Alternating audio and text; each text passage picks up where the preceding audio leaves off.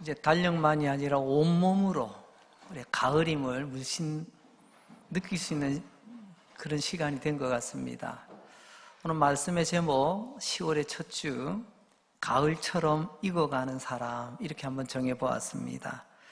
가을은 누가 뭐라 해도 익어가는 계절입니다. 목사님 단풍 있죠? 예, 단풍도 좋아요. 하지만 여러분, 익어가는 곡식과 열매 어떻게 익어가죠? 사과는 더 둥글고 빨갛게, 감은 더 굵고 노랗게, 벼는 더 무겁고 더 누렇게 익어갑니다. 이 익어감의 신비를 바라보고 우리는 다시금 탐복합니다. 이야, 정말 가을이 이래서 가을이구나. 세상은 그저 바뀌는 모양만 보고 놀라지만 우리 이 모든 것이 우리 찬양대 찬양한 것처럼 익어감이 곧 하나님의 은혜인 줄 믿고 우리는 가을의 풍경 속에서도 하나님께 감사할 수 있는 사람들인 줄로 믿습니다. 오늘은 바울이라는 남자를 가을의 남자로 한번 표현해 보려고 합니다. 바울 잘 아시죠? 오늘은 가을 남자 바울입니다. 가을처럼 익어가는 계절이라고 했을 때 바울이 가장 이 표현에 걸맞는 사람이 아닐까 싶습니다. 바울처럼 익어가는 사람 또 있을까요? 어디 있을까요? 그런 의미에서 바울을 가을의 남자로 표현하며 점점 익어가는 가을을 바울을 통해서 말씀드리려고 합니다. 가을이 되면 앞서 말씀드린 것처럼 곡식과 열매가 점점 굵어집니다. 무겁게 익어갑니다. 더 달게 익어가고 또 더 진하게 익어갑니다. 그렇다면 가을의 남자 바울은 어떻게 익어갈까요? 결론적으로 먼저 말씀드리죠. 가을의 남자 바울은 점점 자기를 낮춤으로 익어감을 보여줍니다. 낮아지고 작아지는 인간. 세상의 가치와 기준하고는 다르죠. 가을의 남자 바울은 점점 자신을 낮춥니다. 작게 만듭니다. 이것이 예수님을 제대로 만난 인간의 익어가는 모습입니다. 예수 없는 사람, 아니 예수님 만났다 해도요, 어설프게 만난 사람은요, 자기를 점점 크게, 높게 부풀리려고 합니다. 그런데 예수님을 제대로 만난 이 가을의 남자 바울은 여러분, 익어갈수록 자기를 낮춥니다. 작아지는 게 어떻게 익어가는 겁니까? 말도 안 됩니다. 예, 말이 안 되는 것처럼 여겨집니다. 세상에서는 그렇죠. 그러나 예수님의 세계에서는요, 은혜의 세계에서는요, 말씀의 세계에서는 낮아지고 작아지는 것이 곧 익어가는 것입니다. 우리는 똑같은 세상의 기준으로 살아가지 않습니다. 세상은 자기를 점점 부풀리려고 합니다. 자신을 과시하려고 합니다. 나 이 정도 되는 사람이야. 이런 사람이야. 심지어는 어떻게든 명함 뒤에 한 줄이라도 뭐라도 더 박아보려고 그렇게 애를 쓰며 살아갑니다. 내가 이만큼 익었다고, 내가 이만큼 컸다고. 하지만 믿음의 사람인 가을의 남자는, 바울은 달랐습니다. 세상은 더 높이는 것을 익었다고 하는데 믿음의 사람, 가을의 남자 바울은 자신을 더 낮추고 낮춥니다. 이게 믿음의 사람이 익어가는 모습입니다. 우리는 어떤가요? 그저 가을이 돼서 익은 것이 아니라, 그저 교회 다니다 보니까 익은 것이 아니라, 예수 안에 제대로 머물러 있는 사람은 익어가는 바울의 모습을 보여줍니다. 나를 작게 만들고 또 낮추는 거죠. 빌립보서 3장을 보면 바울이 인간적으로 자랑할 만한 항목이 얼마나 되는지 쭉 나열하고 있습니다. 우리는 바울하면 그 믿음 좋은 사람, 똑똑한 사람, 이것만 생각하시는데 사실 바울은 예수님을 만나기 전에 대단한 사람이었습니다. 세상적으로 보나 종교적으로 보나 여러분, 우리와 비교가 안 될 정도로 100배, 1000배 좋은 자랑거리들을 갖추고 있었습니다. 바울이 빌립보 3장에서 고백했던 내용들을 몇 가지만 추려보면 이렇습니다. 첫째는 나는 8일 만에 할례를 받은 사람입니다 라고 자랑을 해요. 유대인 남자는 태어나면 8일 만에 할례를 받습니다. 아니 그 유대인이면 다 하는 거 아닙니까? 여러분, 8일 만에 할례를 받았다는 말은 나는 언약의 후손, 하나님의 약속의 백성이라는 자부심을 말하고 있습니다. 두 번째로 나는 이스라엘 족속인데 그 가운데서 나는 베냐민 지파라고 말합니다. 베냐민 지파가 뭔 줄 아세요? 이스라엘의 초대왕 사울 왕이 베냐민 지파 소속입니다. 그러니까 사울 왕의 이 베냐민 지파라는 우리는 왕손이라는 겁니다. 왕의 가문, 왕의 후손들이라는 말씀이죠. 우리도 그런 거 있잖아요. 우리는 어느 왕의 후손이라고. 죄송합니다. 변씨 왕은 아직까지 없어가지고요. 저는 자랑을 못합니다만은 뭐 김씨, 최씨 웬만한 분들은 다 왕족이시더라고요. 세 번째로 히브리인 중에 히브리인이랍니다. 히브리인 중에 히브리인 이 말은 단순히 히브리인이라는 말이 아닙니다. 진짜배기, 진짜라는 거죠. 껍데기만 히브리인이 아니라 속까지 히브리인이다. 그런 자긍심을 자랑하고 있습니다. 네 번째는 율법으로는 바리새인입니다. 이 말은 바리새인은 아주 철저합니다. 자기 관리에 철저합니다. 특히 나는 주일날 예배 드리는 거 칼입니다. 나는 신앙적으로 볼 때 저는 틀리는 게 하나도 없습니다. 철저합니다. 이런 자긍심이 있었던 사람. 그리고 그렇기 때문에 마지막으로 다섯 번째는 율법으로 흠이 없는 사람. 나는 흠잡을 게 없는 사람입니다. 아주 그냥 고개를 빳빳이 들고 외칠 수 있는 사람이 바울이었습니다. 그게 빌립보 3장에 쭉 나오는데요. 바울이 언급한 이것들을 그 당시 세계관으로, 가치관으로 볼 때에는 대단한 스펙입니다. 한마디로 대단한 자랑거리라는 거죠. 그 당시 세상, 유대교라고 하는 그런 종교적 환경 속에서 이런 스펙, 이런 자랑거리 가진 사람 많지 않습니다. 아니, 찾아보기 힘듭니다. 이런 사람을 당시 세상의 기준과 종교적인 기준을 볼 때 우리는 이렇게 부릅니다. 야, 성공했네. 세상적으로 볼 때도 성공한 사람, 종교적인 기준으로 볼 때도 성공한 사람. 그렇습니다.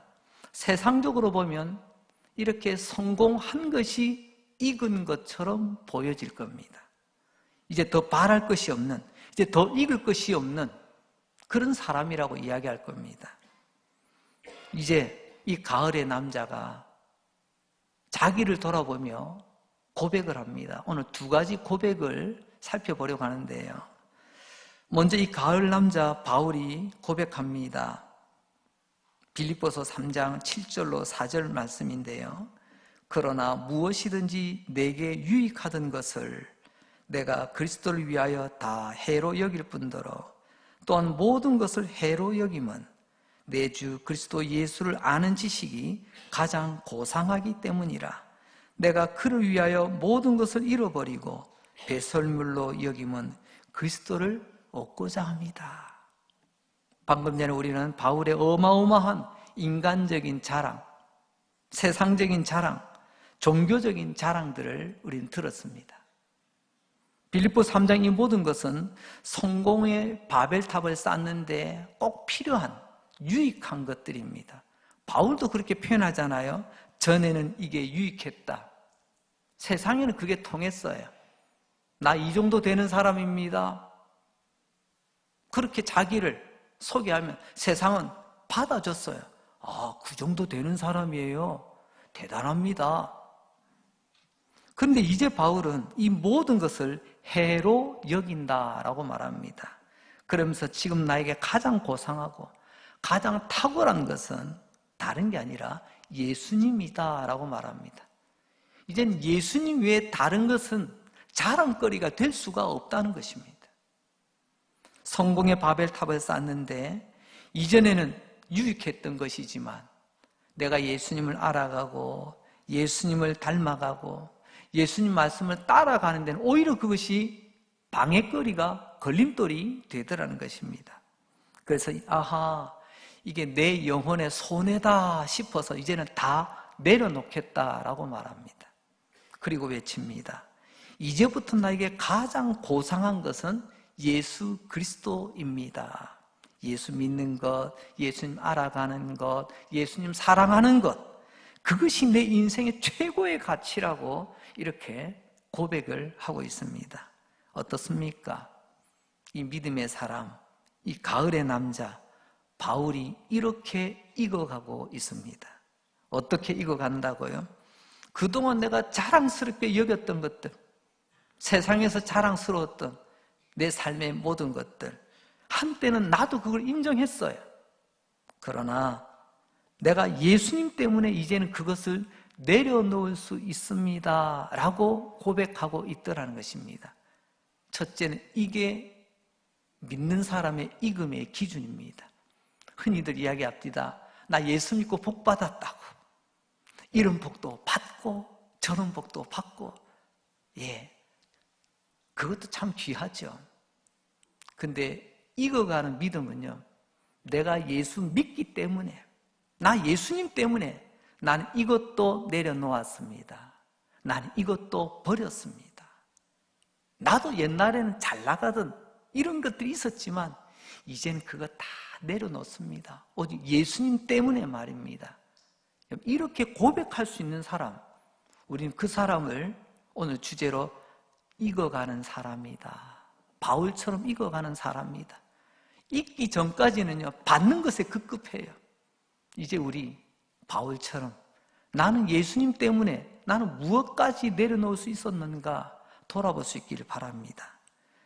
예수님이 유일한 가치가 되시고 예수님 때문에 모든 것을 내려놓을 수 있는 그 익음, 그게 바로 그리스도인의 익음이라는 것입니다. 이제 두 번째 바울이 고백을 합니다. 다시 세월이 흘러갑니다. 바울의 인생에도 몇 번의 가을이 흘러가고 있습니다. 그러다가 어느 날 가을의 남자 바울은 고린도전서 15장에서 우리가 또다시 만나게 됩니다. 15장 9절로 10절입니다. 나는 사도 중에 가장 작은 자라. 나는 하나님의 교회를 박해하였으므로 사도라 칭함받기를 감당하지 못할 자니라. 그러나 내가 나된 것은 하나님의 은혜로 된 것이니 내게 주신 그의 은혜가 헛되지 아니하여 내가 모든 사도보다 더 많이 수고하였으나 내가 한 것이 아니요 오직 나와 함께 하신 하나님의 은혜라. 찬양대 다시 한번 감사드립니다. 어찌 오늘 주제를 그리 잘 하셨는지. 지휘자님 기도 많이 하셔서 좋은 찬송 준비해 주셔서 얼마나 감사한지요. 방금 고백했던 고린도전서 15장의 말씀은 세 가지로 정리를 해보면 이렇습니다. 첫째, 나는 사도 중에 가장 작은 자입니다. 여러분, 바울을 우리는 사도 바울이라고 부릅니다. 원래 사도가 되는 조건은 예수님과 함께 공생의 3년 동안 함께 다녔던 사람, 그리고 예수님의 십자가와 십자가의 죽음과 부활을 목격하고 증인이 될 사람, 이런 사람들을 우리는 사도의 가장 기본 조건으로 달고 있습니다. 그래서 원래 사도는 12명이었어요. 하지만 그 가운데 가룟 유다는 마지막에 탈락하고 마띠아로 대신 그 자리가 채워지죠. 그런데 사도 바울은 특별 케이스입니다. 앞에는 12제자를 흔히 말하는 공채 제자라고 할까요? 공식적인 절차를 잘 밟아서 검증된 그런 제자입니다. 그럼 바울은요, 특별 채용된 사도입니다. 3년 동안 예수님 따라다닌 게 아니라 예수 믿는 사람 핍박하러 그냥 의기양양하게 씩씩거리며 가던 길에 예수님이 강권적으로 그를 붙들어서 주님 앞에 엎드리게 하고 그로 하여금 너는 이방인을 위한 나의 그릇이다. 내가 너 좀 쓰겠다. 하나님의 특별 채용된 특별 사도예요. 우리 흔히 물건 사람 1+1 있죠. 마찬가지입니다. 12 플러스 1입니다. 12제자에 사도 바울이 하나 더 주님께서는 추가를 해주셨던 것입니다. 그런데 이 사도 바울, 보통 사도입니까? 그냥 어영부영한 그런 사도입니까? 사도 바울, 그런 사도 아닙니다. 사도 바울은 우리의 믿음을 체계화시킨 아주 중요한 역할을 감당했던 사도입니다. 우리에게 사복음서만 있다면 믿음이 무엇인지 정확하게 어떻게 설명할 수 있을까요? 마태, 마가, 누가, 요한, 사복음은 참 재밌습니다. 왜냐면 이야기거든요. 사건의 진행을 참 재밌게는 읽었는데, 그래, 믿음이 뭐야? 라고 딱 꼬집으면요, 글쎄, 참 재밌게 읽었는데, 예수님 대단한 분이신 것 같은데 도대체 뭐라고 표현해야 되지? 굉장히 난감합니다. 그때 사도 바울은 여러분 로마서, 갈라디아서, 에베소 우리가 잘 아는 바울 서신을 통하여 우리의 믿음의 내용을 아주 질서정연하게 체계적으로 우리에게 전달합니다. 하나님 그 일을 위해서 쓰신 거죠. 이후로 바울은 능력의 사람, 성령 충만한 사람, 복음을 사랑하여 온 아시아와 유럽 대륙까지 나가서 교회를 개척했던 사람들입니다. 여러분, 우리는 주일날 예배 출석하는 것도 버거워하는데 온 땅을 돌아다니며 교회까지 개척하고 하나님의 말씀을 체계화시킨 정말 사도도 이런 특별 사도가 없습니다. 그런데 이런 사도 바울이 표현합니다. 나는 사도 중에 가장 작은 사람이라고. 아니, 누가 난 사도 중에서 내가 제일 수고 많이 했다고, 내가 제일 오래 사도 역할을 했다고 이야기하는데 누가 뭐라 하겠어요? 탓할 사람 아무도 없습니다. 그런데 사도는 이야기합니다. 나는 사도 중에 가장 작은 사도. 이렇게 사도 바울은 익어왔던 것입니다. 이렇게 믿음의 사람은 익어가는 것입니다. 익음의 증거가 뭐냐고요? 나 이 정도 했어, 나 이만큼 했어, 이걸 자랑하는 것이 아니라 오히려 그것을 나는 내려놓고 오히려 나를 더 작게 만드는. 두 번째, 나는 사도라고 불려지는 것도 감당하지 못할 사람입니다. 아니 여러분, 바울을 사도라고 안 부르면 도대체 누구를 사도라고 불러야 됩니까? 그런데 바울은 이유가 있었습니다. 과거에 내가 하나님의 교회를 너무 힘들게 했다는 거예요. 박해했다는 것입니다. 이 과거가 벌써 세월이 많이 흘렀습니다. 또 주님도 용서해 주셨습니다. 바울도 굵은 눈물을 흘리며 아무것도 모르고 예수님을 붙잡아서 예수님 믿는 사람들 붙잡아 죽였던 거, 핍박했던 거 회개까지 했어요. 그러면 된 거 아닙니까? 그런데 다 끝난 일이지만, 그러나 과거의 교회에 내가 했던 일들을 생각하니 너무 부끄럽고 미안하다는 것입니다. 누가 나무랄 것 아무것도 없지만 내 마음이 그렇다는 거예요. 세상 사람들은 우리 그리스도인을 보고 간혹 깜짝깜짝 기겁할 때가 있습니다. 그게 언제냐면요, 뻔뻔한 그리스도인을 만날 때입니다. 아니 저러고도 예수 믿는다고? 저러고도 교회 다닐 교회 중직자라고? 심지어는 목사님도 욕을 먹을 때가 있어요. 당신은 왜 그렇게 뻔뻔합니까? 하고 물어보면요, 당당하게 이야기합니다. 나는 하나님께 용서받았습니다. 그러고 끝나는 거예요. 이제 한 20년 가까이 시간이 됐나요? 우리 한국교회 한번, 특히 한국 교회를 뒤집어 놓은 영화가 있었습니다. 여러분, 밀양이라는 영화 제목 정도는 혹시 기억나실지 모르겠습니다. 한문으로 비밀스러운 볕. 근데 이름이 밀양이라는 지명이 또 우리 있잖아요. 그래서 묘하게 그 지역에서 일어났던 어떤 사건들을 중심으로 이렇게 풀어나가는데요, 가운데 보면 이런 이야기가 나옵니다.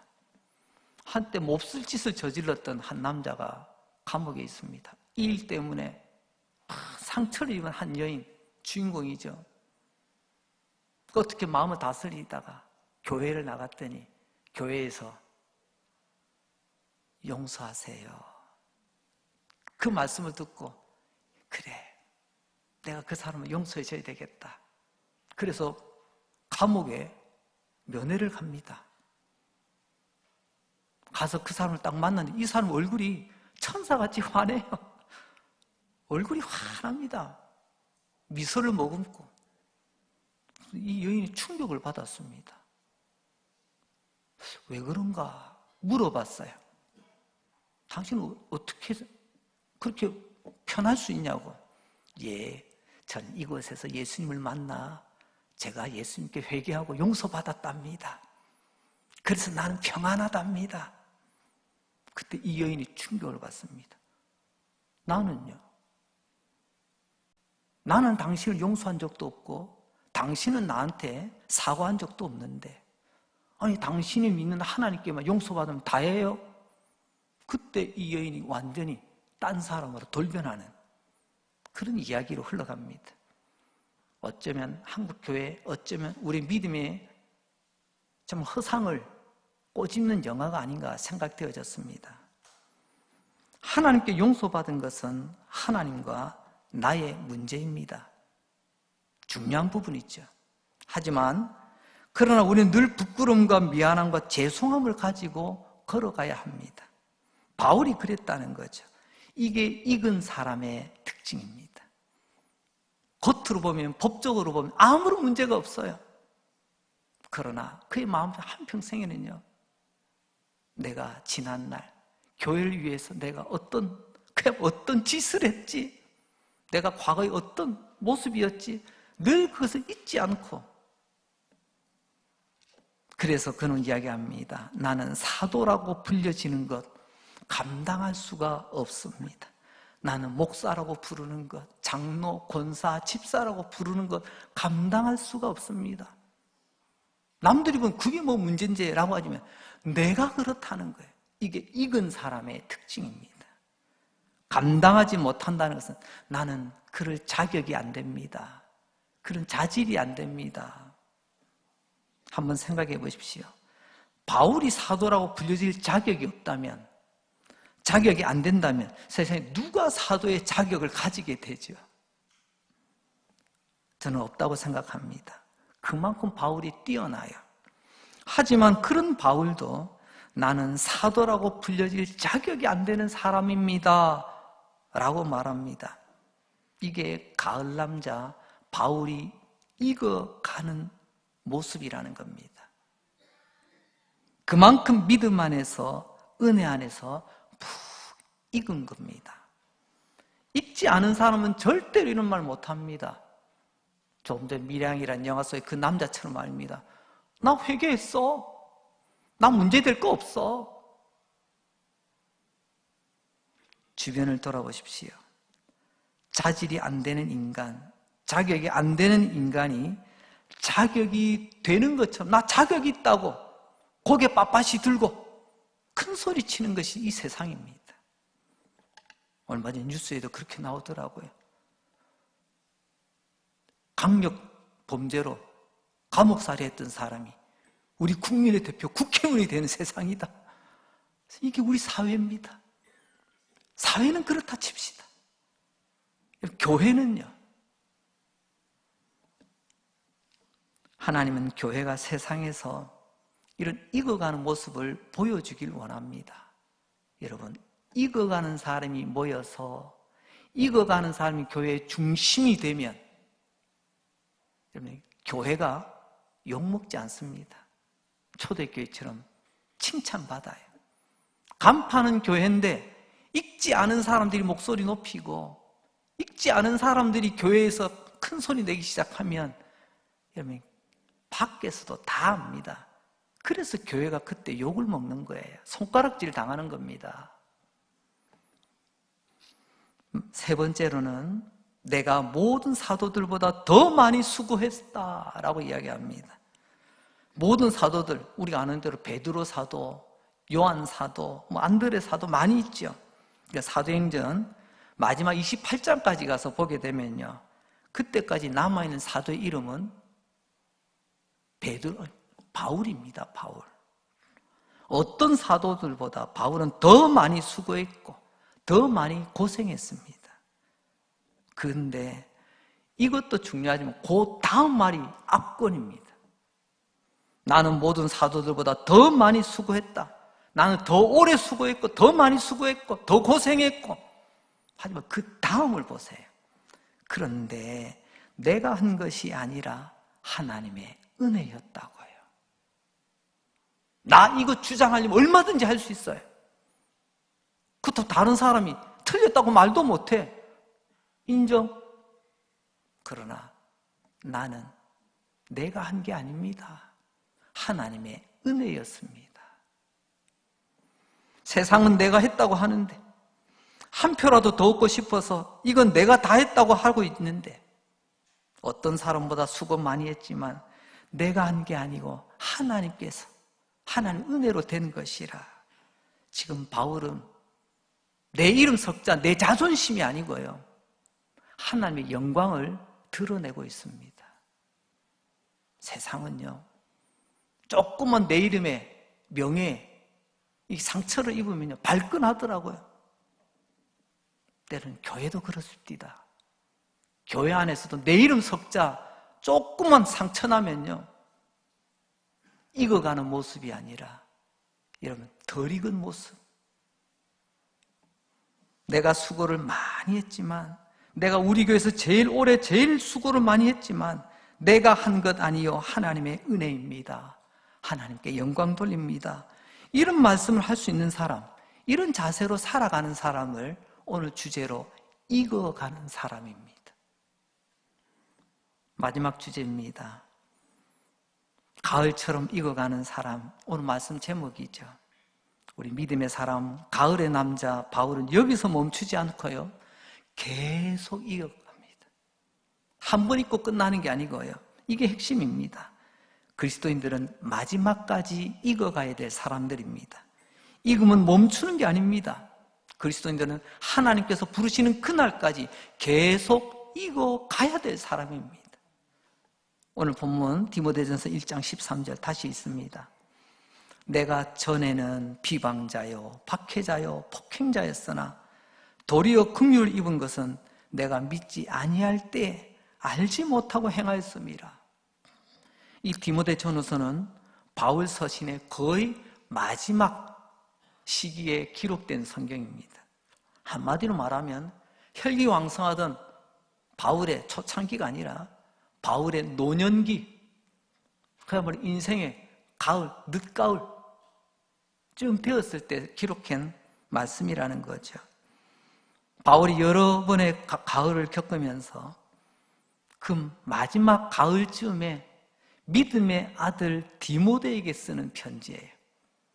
믿음의 아버지, 믿음의 어른, 믿음의 선배로서 믿음의 아들, 믿음의 후배, 믿음의 다음 사람에게 부끄럽지만 자기는 이런 고백을 기록으로 넘겨줍니다.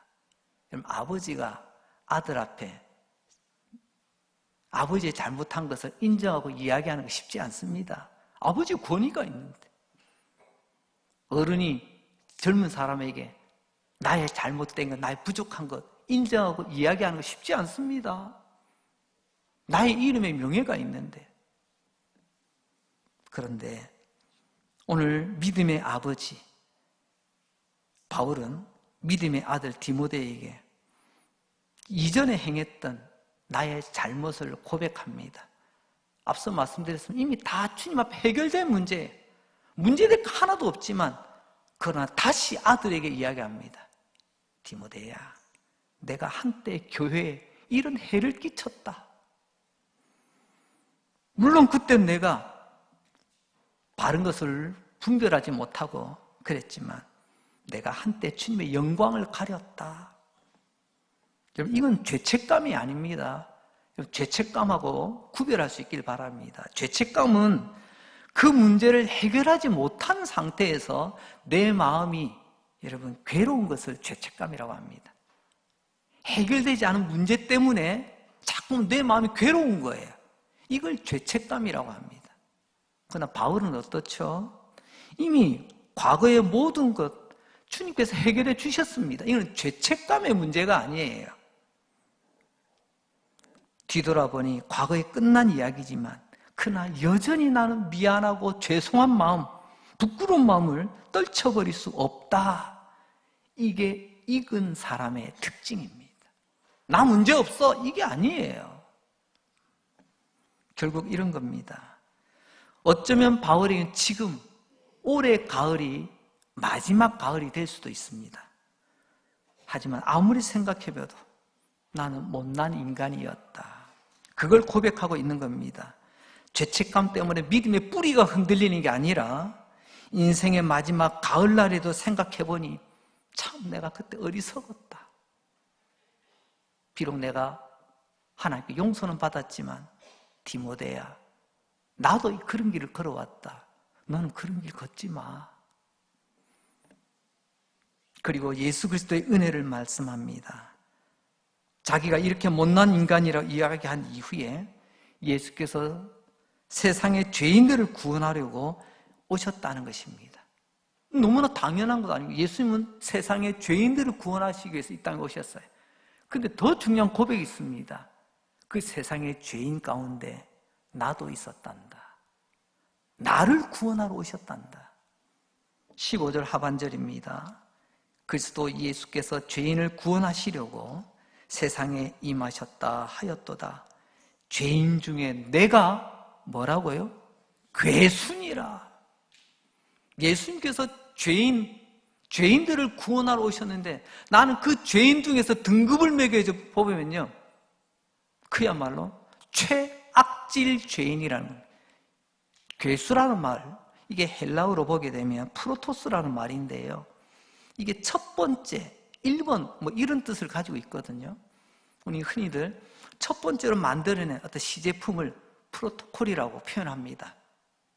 이게 그런 표현이에요. 프로토타입 뭐 이렇게 표현하지 않습니까? 이게 뭐냐면 1등은 1등인데 거꾸로 1등이라니. 거꾸로 1등. 죄수 중에서 1등, 그야말로 1급 죄수, 최악질 죄수. 바울이 지금 내 믿음의 아들 디모데에게 자기를 이렇게 지금 이야기를 합니다. 얼마나 부끄럽고 감추고 싶고 표현하기 쉽지 않은 부분인데 익은 사람 바울은 이것을 표현합니다. 디모데야, 나 사실 죄인들 중에서 괴수야, 우두머리야. 이런 나를 하나님 은혜 베푸셔서 구원해 주셨단다. 부끄러운 아버지, 부끄러운 이야기로 끝나는 게 아니라 부끄러움을 통해서도 주님의 은혜를 드러내고 있는 거예요. 우리에게 한번 적용해 볼까요? 나는 우리 교회 1등, 1급 죄인이야. 고백하실 분 계십니까? 아니, 나는 죄인 아니에요. 나보고 죄인이라고 하지 마세요. 혹시 우리는 그러지 않을까요? 근데 사도 바울은 고백합니다. 겉으로 보면 아무런 문제가 안 된다 할지라도 나는 그때 죄인이었단다. 그러나 하나님의 은혜로 오늘 내가 서게 됐단다.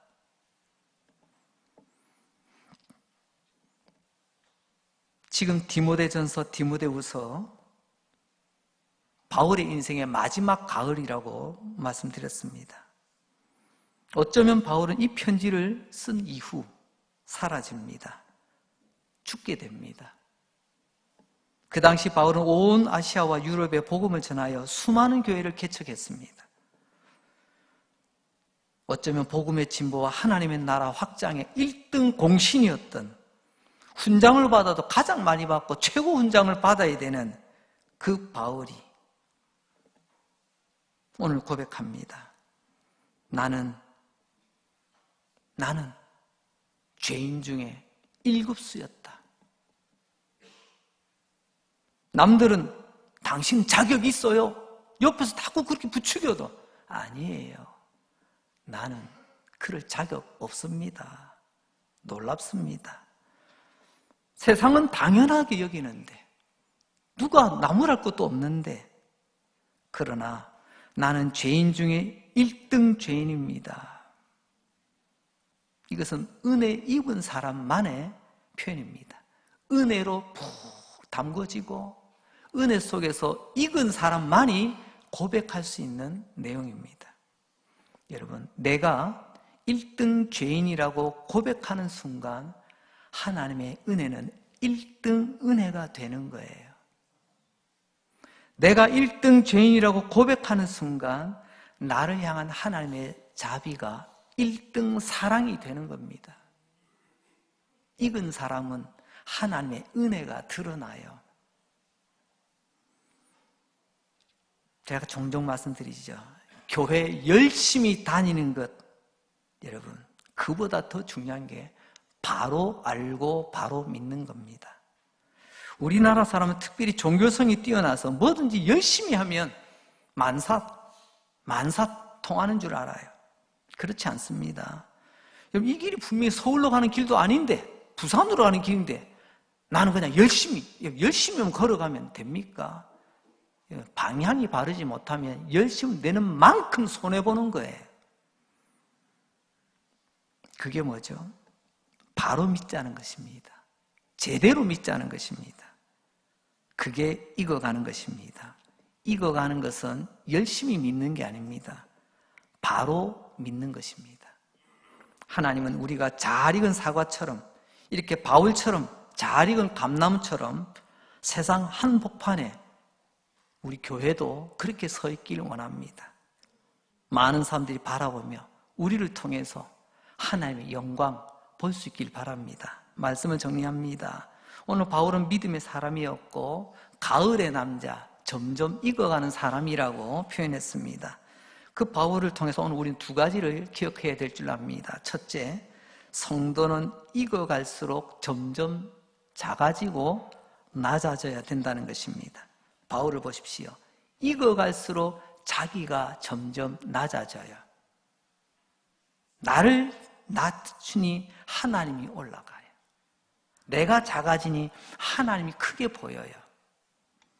얼마나 작아지면 더 작아질 게 없을 정도까지 자기를 작게 만듭니다. 세상의 열매는 익어갈수록 점점 커집니다. 점점 굵어집니다. 하지만 예수의 사람은 익어갈수록 자기는 점점 작아지고 점점 낮아진다. 예수님 하나님의 아들이시잖아요. 천지 만물을 창조하신 분입니다. 이 세상보다 더 크신 분이세요. 그런데 그 크신 하나님의 아들이 사람이 되셨습니다. 낮아지고 작아지신 거죠. 어느 정도 작아지셨을까요? 한 여인의 몸속에 여러분 10달을 머물다가 태어나십니다. 그 말은 곧 온 우주보다 크신 하나님이 가장 작은 모습으로 인간의 몸으로 들어오셨다는 거예요. 예수 믿는 사람은 익어갈수록 점점 작아집니다. 우린 이것을 예수 닮아간다라고 표현합니다. 그걸 신앙용어로 성화라고 말합니다. 예수 닮은 건 다른 게 아니에요. 익어가는 건 다른 게 아닙니다. 오늘 바울이 보여주잖아요. 내가 누군데가 아니고요. 나는 낮아지고 나는 사도라 불리지 않아도 예수님만 드러나게 되잖아요.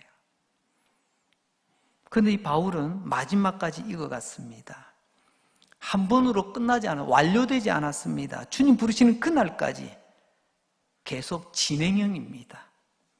그래서 우리 구원에는요 3가지 시제가 있다라고 표현합니다. 구원, 완료형 구원이 있습니다. 첫째는요, 나 예수 믿고 구원 받았습니다. 나 이제 하나님의 자녀가 되었습니다. 신분은 완료예요. 신분은 되어가는 게 아닙니다. 우리가 하나님의 자녀로 지금 되어가는 게 아니고요. 우리 예수 믿는 순간 하나님의 자녀로 우리를 딱 못 박아버리십니다. 이것이 완료된 구원, 신분의 구원입니다. 두 번째는요, 진행형 구원, 과정의 구원이 있습니다. 주님 부르시는 그날까지, 오늘 바울처럼 아닙니다. 계속 익어가야 돼요. 마지막에 말씀드렸죠. 예수님 닮아가야 돼요. 그걸 우리는 과정의 구원, 진행형 구원이라고 표현해 봅니다. 그리고 마지막 세 번째 구원은 미래형 구원이 있습니다. 장차 이루어질 구원.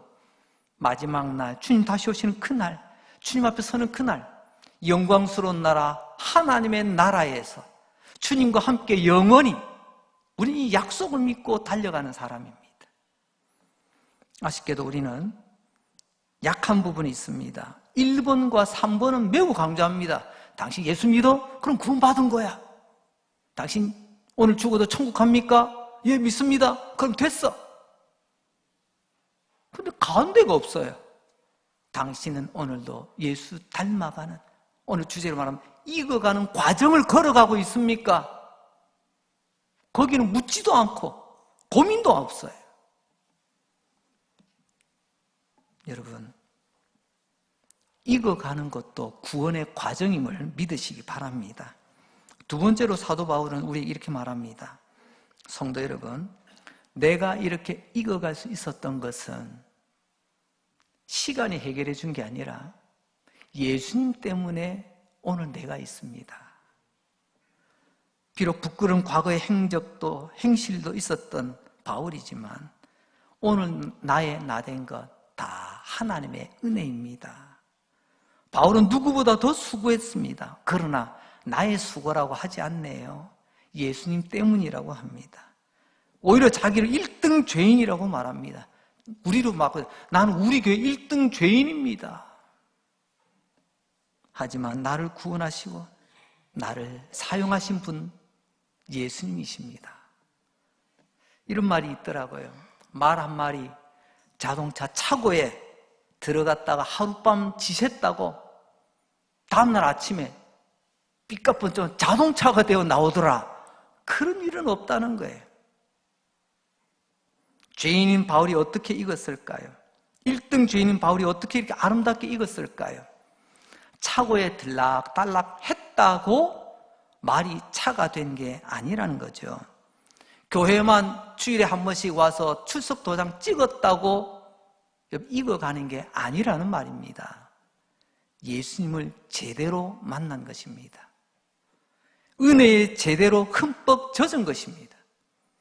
차고에 들락달락해서 바울이라는 말이 이렇게 훌륭한 자동차가 된 것이 아니라 하나님의 은혜로, 하나님의 말씀으로 바울이 변화되어 한평생 익어가는 인간이 되었다는 말씀이죠.